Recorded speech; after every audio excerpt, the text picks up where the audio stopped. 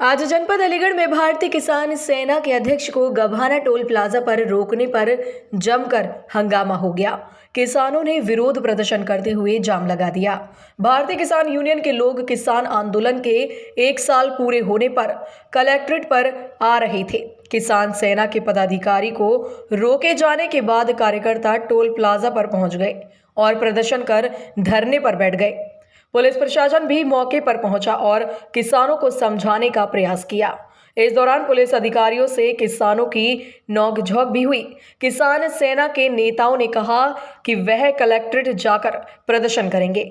वहीं अलीगढ़ मुस्लिम प्रशासन ने उप मुख्यमंत्री केशव प्रसाद मौर्य के कार्यक्रम को देखते हुए मुस्तैद दिखा और किसानों के काफिले को आगे बढ़ाने से रोक दिया। भारतीय किसान सेना के राष्ट्रीय संगठन प्रभारी मोहम्मद समीर ने बताया कि किसानों के स्थानीय मुद्दों और एसएसपी पर गारंटी देने की योजना और लखीमपुर खीरी मुद्दे को लेकर जिलाधिकारी से मिलना था।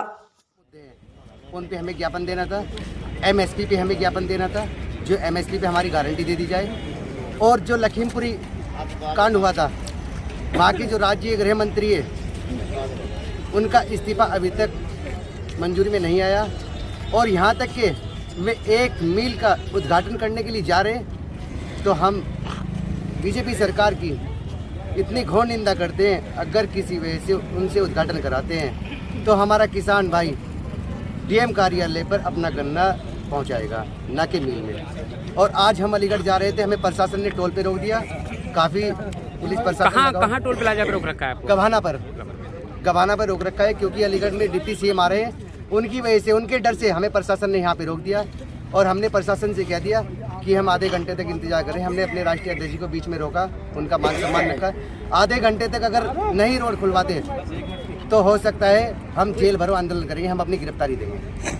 क्या नाम है आपका? मोहम्मद समीर, राष्ट्रीय संगठन प्रभारी। किस तरह ज्ञापन दिया जा रहा है? ज्ञापन का मामला बाद में जितेंद्र कुमार यादव, अलीगढ़ मंडल अध्यक्ष, भारतीय किसान यूनियन किसान सेना से हम लोगों ने हमारे माननीय राष्ट्रीय अध्यक्ष अजीत पवार जी उस मुद्दों को लेकर के अलीगढ़ में आज ज्ञापन देने का कार्यक्रम रखा गया था। लेकिन प्रशासन को हमने 15 दिन पहले से ही सूचना दे रखी थी कि माननीय राष्ट्रीय अध्यक्ष जी आ रहे हैं। लेकिन अचानक ही सीएम उत्तर प्रदेश सरकार के उप मुख्यमंत्री जी अलीगढ़ आगमन पर हम लोगों को यहाँ गभाना टोल प्लाजा पर रोक दिया। देखिए, आज है 26 तारीख, 1 साल पूरे हो चुके हैं देश के किसानों को धरना देते हुए। इस उपलक्ष्य में हमें गाजीपुर बॉर्डर पे इकट्ठा होना था।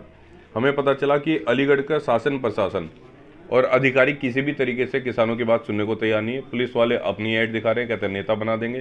तो हम किसान लोग नेता बनने नहीं आए, अपने मुद्दों की लड़ाई लेकर आए। उसी के लिए हमें यहाँ आना पड़ा।